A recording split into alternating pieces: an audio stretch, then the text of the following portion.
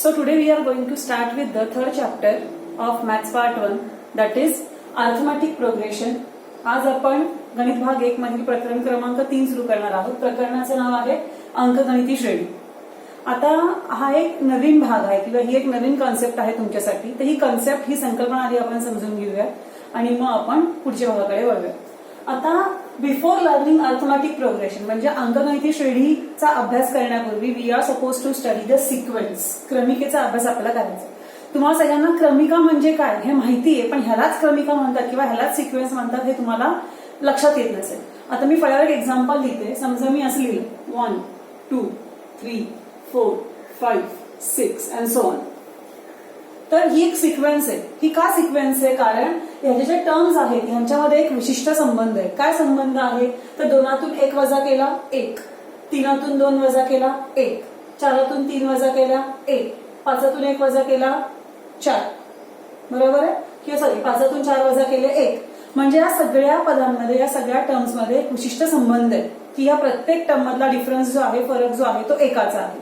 आपण आणखी एक एक्झाम्पल घेऊया. समजा मी असं लिहिलं 2 4 6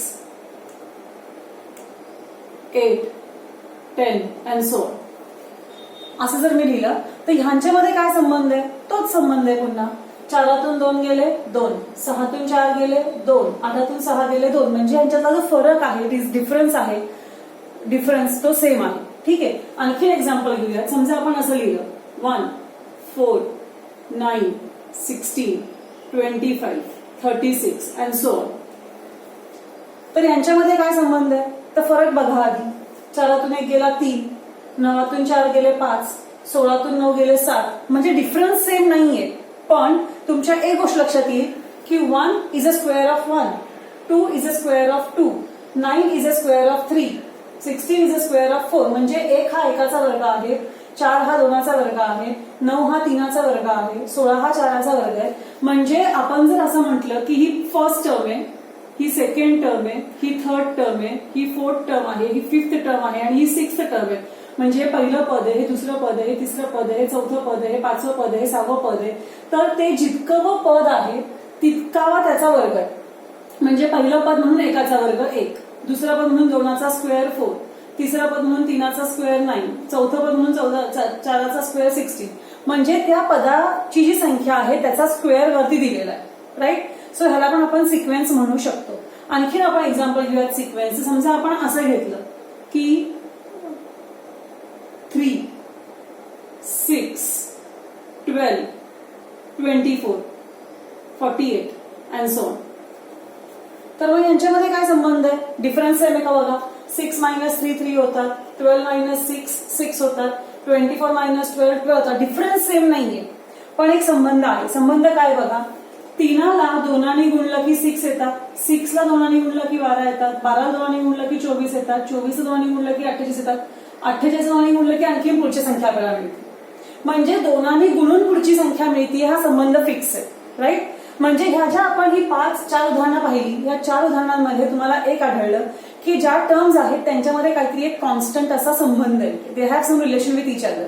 राईट. सो अशा ज्या संख्यांचे संच असतात, गट असतात किंवा अशी जी लाईन असते अशा संख्यांची, त्याला आपण म्हणतो सिक्वेन्स, म्हणजे त्याला आपण म्हणतो क्रमिका. ठीक आहे. मग एपी म्हणजे काय? अर्थमॅटिक प्रोग्रेशन काय? तर अर्थमॅटिक प्रोग्रेशन हा सिक्वेन्सचा एक विशिष्ट प्रकार आहे.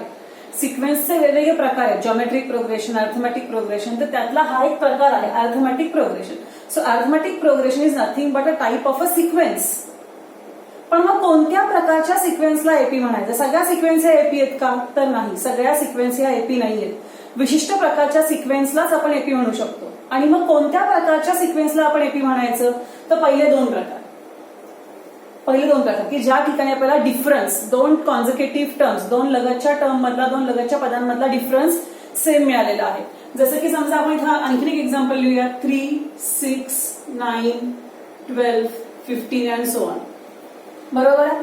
तर 3 जी आहे ती पहिली टर्म आहे. T1 is equal to 3, T2 is equal to 6, second term 6 आहे. T3 is equal to 9, T4 is equal to 12, T5 is equal to 15, right. म्हणजे 3, 6, 9, 12, 15 ह्या प्रत्येक टर्मला मी एक पद हे दिलेलं आहे, अलॉटमेंट केलेली आहे एका टर्मची. जसं की पहिली टर्म म्हणजे T1 3 आहे, T2 6 आहे, T3 9 आहे, T4 12 आहे आणि T5 15 आहे. तर असं मी प्रत्येक पदाला एक हे केलेलं आहे, नंबर अलॉट केलेला आहे. ठीक आहे. आता मला हे ठरवायचं आहे की ही जी सिक्वेन्स आहे ती एपी आहे का नाहीये. बरोबर आहे. तर ही सिक्वेन्स तर आहे, हे नक्की आहे, कारण ह्यांच्यामध्ये विशिष्ट संबंध आहे ह्या संख्यांमध्ये. राईट. आता आपल्याला हे ठरवायचं की ही जी सिक्वेन्स आहे ती एपी आहे का नाहीये, अंकगणिती श्रेणी आहे का नाहीये. मग आपण काय करणार, तर कोणत्या सिक्वेन्सला एपी म्हणायचं, तर त्या सिक्वेन्सला एपी म्हणायचं ज्याच्या कॉन्सिक्युटिव्ह टर्म्स मधला डिफरन्स सेम आहे, ज्याच्या लगतच्या पदांमधला फरक समान आहे. मग करून बघा ना, लगतचं पद म्हणजे काय, T1च्या लगतचं पद T2, T2च्या लगत T3, T3च्या लगत T4, T4च्या लगत T5. मग डिफरन्स काढून बघा आता, आणि डिफरन्स काढता नेहमी पुढच्या संख्येतून मागची संख्या वजा करायची.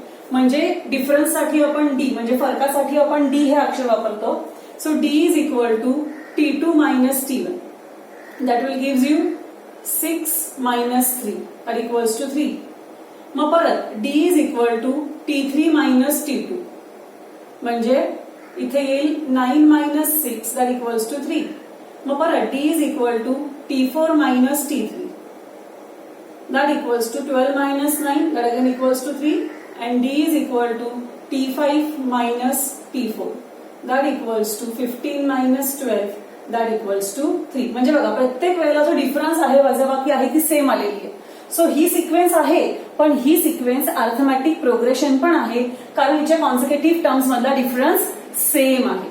पण तेच तुम्ही जर हे एक्झाम्पल घेतलं, आपण हे एक्झाम्पल घेऊया 3, 6, 12, 24 वालं.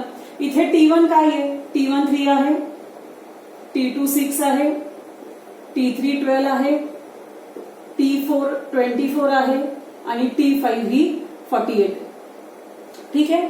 मग डिफरन्स काढा. Difference is equal to T2 minus T1 that equals to 6 minus 3 that equals to 3. मग परत डिफरन्स काढा. T3 minus T2 that equals to 12 minus 6 that gives you 6. परत डिफरन्स काढा. T4 minus T3 that will gives you 24 minus 12 that equals to 12. परत difference काढा. T5 minus T4 that equals to 48 minus 24 that gives you 24.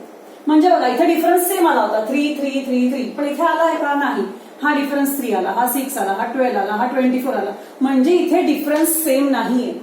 Difference same नाहीये त्याच्यासाठी किंवा त्यामुळे हा difference same नसल्यामुळे भले का सिक्वेन्स असू दे, पण ही सिक्वेन्स अर्थमॅटिक प्रोग्रेशन नाहीये. एखादी सिक्वेन्स अर्थमॅटिक प्रोग्रेशन केव्हा असते, जेव्हा तिच्या कॉन्सिक्युटिव्ह, तिच्या लगतच्या टर्म्स मधला डिफरन्स कॉन्स्टंट असतो, सेम असतो, त्यावेळेला आपण त्या सिक्वेन्सला अर्थमॅटिक प्रोग्रेशन असं म्हणतो. सो हे तुम्हाला कळलं असेल, what is sequence, what is arithmetic progression. तर अर्थमॅटिक प्रोग्रेशनच्या ह्याच भागावरती आपल्याला पहिला प्रॅक्टिस सेट सॉल्व्ह करायचा आहे, that is 3.1. So let us see the 3.1 first example. I hope सगळ्यांना अर्थमॅटिक प्रोग्रेशन म्हणजे काय ते कळालं असेलच. आता जो फर्स्ट एक्सरसाइज आहे 3.1 त्यातला पहिला क्वेश्चन पण असा आहे, रीड करते मी बघा. Which of the following sequences are AP. म्हणजे त्यांनी तुम्हाला एक 8 सिक्वेन्सेस दिलेल्या आहेत आणि त्या 8 सिक्वेन्सेस पैकी कोणत्या सिक्वेन्सेस एपी आहेत, म्हणजे कोणत्या क्रमिका अंकगणिती श्रेणी आहेत हे तुम्हाला आयडेंटिफाय करायचंय, ओळखायचंय. आणि इफ दे आर एपी, आणि जर त्या एपी असतील, जर त्या अंकगणिती श्रेणी असतील, फाइंड द कॉमन डिफरन्स. तुम्हाला सामान्य फरक काढायचा, म्हणजे तुम्हाला हा डी फाइंड आउट करायचा. Okay. So let us see the first example.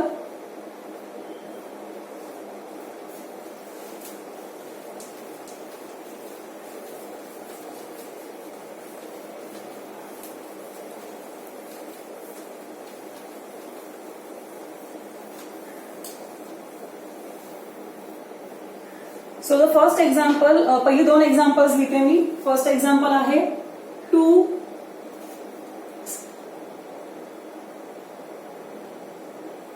Practice set 3.1 question 1. त्यातलं फर्स्ट एक्झाम्पल आपण करतोय. सिक्वेन्स दिलेली आहे 2, 4, 6 आहे पहिल्याची. सेकंड आहे त्यातलं 2, 5/2, 3, 7/3. आणखीन एक एक्झाम्पल होईल आपलं. थर्ड एक्झाम्पल पण आपण घेऊया.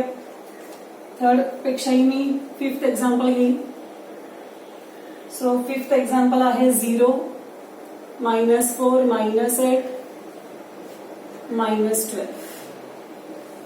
सो आपल्याला आयडेंटिफाय करायचंय की ह्या ज्या सिक्वेन्स आहेत त्या एपी आहेत किंवा नाही. एक्झाम्पल 3 आणि 4 तुम्ही करणार आहात, सो ते मी घेत नाहीये. 1, 2, 3 आणि 5 हे आता मी पहिले घेतेय. हे झाल्यानंतर मी 6 आणि 7 वर एक्झाम्पल घेणार आहे. So let us see the first one. आता हे एक्झाम्पल कसं सॉल्व्ह करायचं. आता तुम्हाला आयडेंटिफाय करायचे की ही सिक्वेन्स किंवा ह्या ज्या क्रमिका तुम्हाला दिलेल्या आहेत त्या एपी आहेत का नाहीयेत. मग सगळ्यात पहिली स्टेप काय, तर प्रत्येक जी टर्म आहे तिला नंबर अलॉट करा. नंबर अलॉट करा म्हणजे काय, ही 2 काय आहे, फर्स्ट टर्म आहे. So T1 is equal to 2. 4 काय आहे, सेकंड टर्म आहे, दुसरं पद आहे, मग T2 is equal to 4.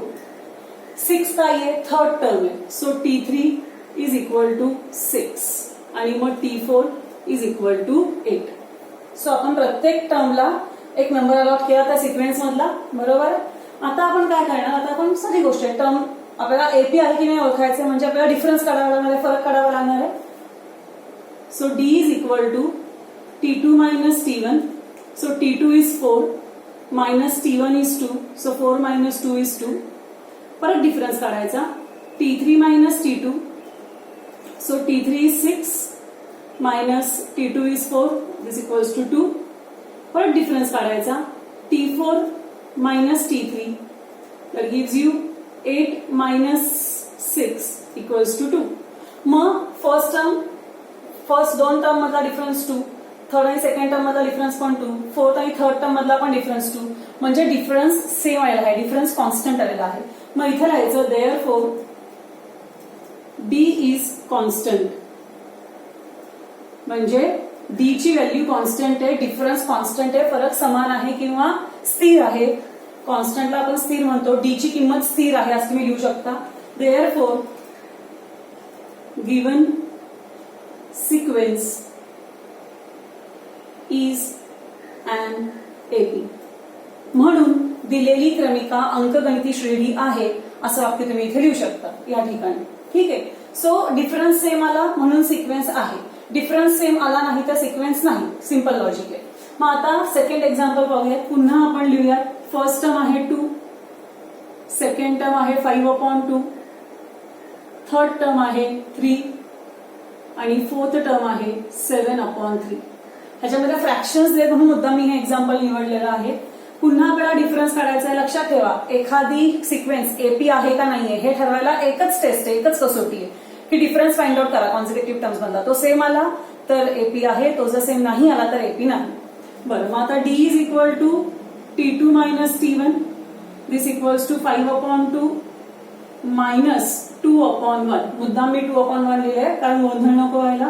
So multiply करा, क्रॉस मल्टिप्लाय करावं लागेल. 5 एके 5, 2 दुणे 4 अपॉन 2 एक 2, 5 minus 4 1/2.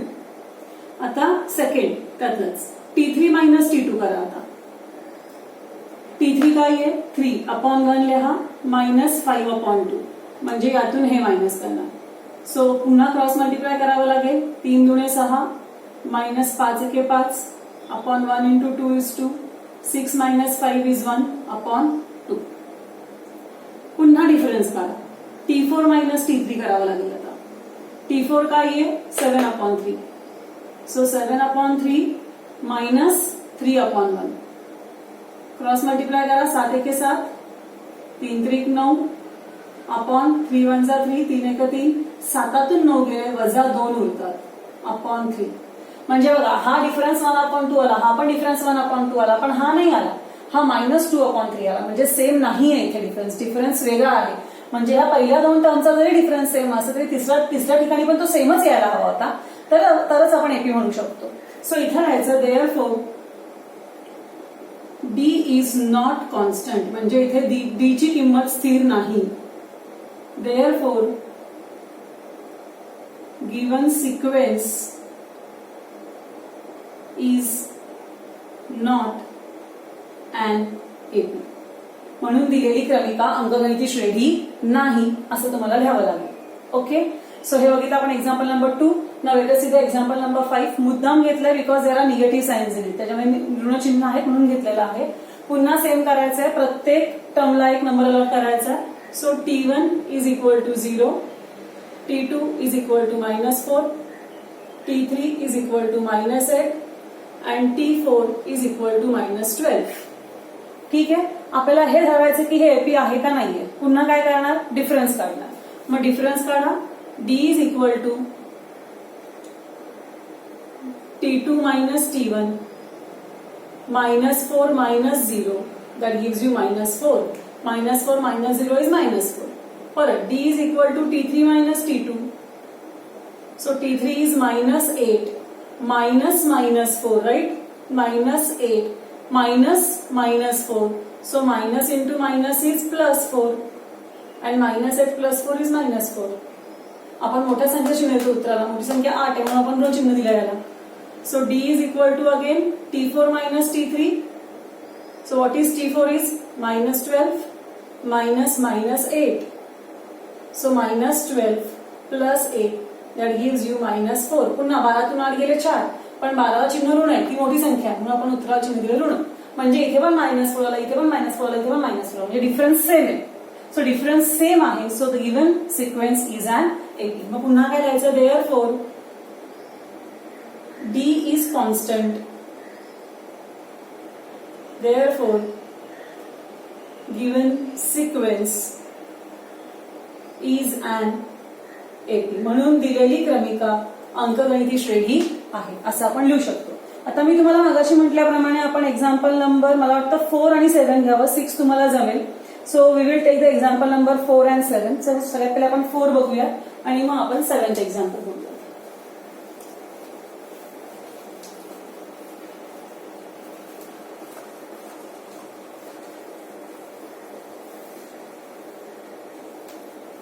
So let us see the example number 4. 0.3, 0.33, 0.333. बस एवढेच दिलेले आहे. हे आहे एक्झाम्पल नंबर 4 आणि मी तुम्हाला म्हणल्याप्रमाणे आपण एक्झाम्पल नंबर 7 पण पाहणार आहोत. मी मुद्दाम लिहिणार आहे एक्झाम्पल नंबर 7 काय तर रूटचं साईन आहे म्हणून. त्यातलं पहिला आहे 3 प्लस √2, 3 प्लस 2√2, 3 प्लस 3√2. अशी एक सिक्वेन्स आहे. आपल्याला ठरवायचं आहे की ती एपी आहे किंवा नाही.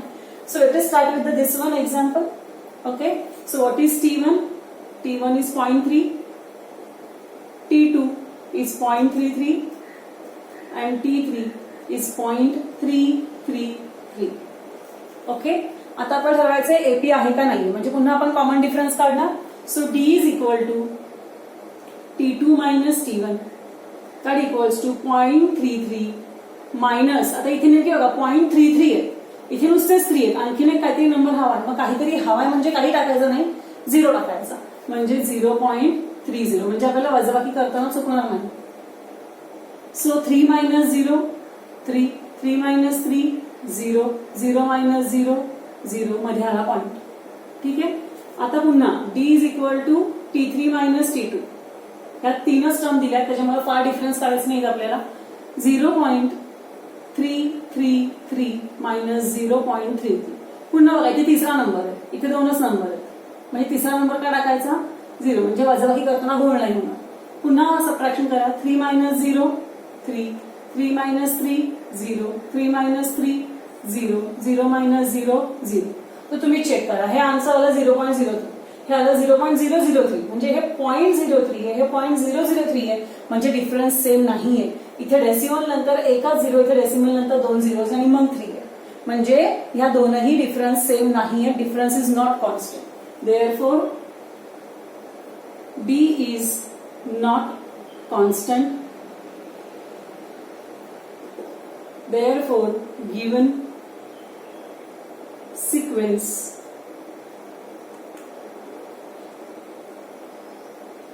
is not an AP. म्हणून दिलेली क्रमिका अंकगणिती श्रेणी नाही, कारण D ची किंमत स्थिर नाही. Okay, so that is the 7th example. T1 is 3, T2 is 3 plus √2,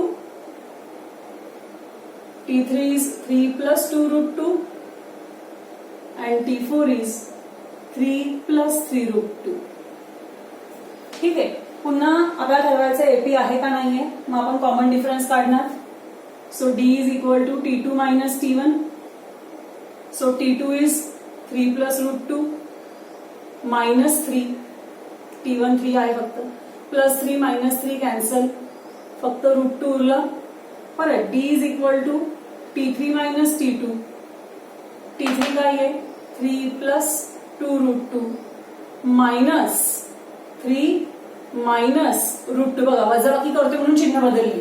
पॉझिटिव्हचं negative केलं, पॉझिटिव्हचं निगेटिव्ह केलं, because we are doing the subtraction. आपण वजाबाकी करतोय. ओके. सो परत प्लस 3 मायनस 3 कॅन्सल. 2 रूट 2 मधून 1 रूट 2 गेला. माझ्याकडे 2 रूट 2 होते, त्यातला 1 गेला, म्हणजे एकच उरलं. म्हणजे काय उरलं रूट 2. आणि परत D is equal to T4 minus T3. So what is T4? T4 is 3 plus 3 root 2 minus 3 minus 2 root 2. पुन्हा तेच आपण सबट्रॅक्शन करतोय म्हणून आपण ह्या दोघांची चिन्ह बदलली, तर सायन्स चेंज केले, सिम्बल चेंज केले, पॉझिटिव्हचं निगेटिव्ह केलं, पॉझिटिव्हचं निगेटिव्ह केलं. So plus root 3 minus root 3 cancel. 3तून 2 गेले, परत रूट 2 उरलं. म्हणजे बघा कॉमन डिफरन्स सेम आला. Root 2 root 2 root 2. Therefore, D is constant. Therefore, given sequence is an AP. So अशा प्रकारे या व्हिडिओमध्ये आपण सिक्वेन्स म्हणजे काय ते पाहिलं, एपी म्हणजे काय ते पाहिलं, आणि आपण प्रॅक्टिस सेट 3.1 मधला पहिला क्वेश्चन पाहिला की how to identify whether the given sequence is AP or not. आता जो पुढचा क्वेश्चन आहे, सेकंड आणि थर्ड क्वेश्चन, तो आपण पुढच्या व्हिडिओमध्ये पाहूया.